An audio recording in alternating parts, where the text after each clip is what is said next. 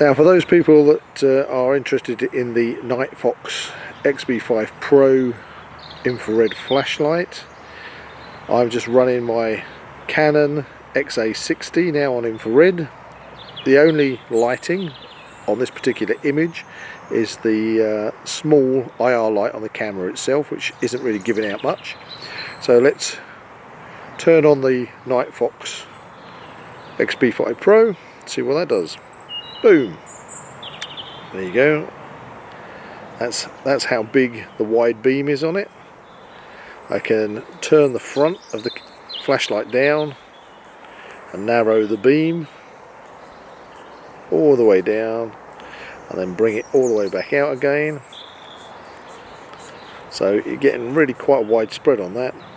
And it's also got the adjustment on it, so you can fade this down. There you go, fading it down, bring it back up again. So it's a very flexible flashlight if you want to mount this on your rig. And you know, if you had two of these, you're going to cover a big area, but one certainly does the job. And there you go. That's the Nightfox XB5 Pro IR flashlight.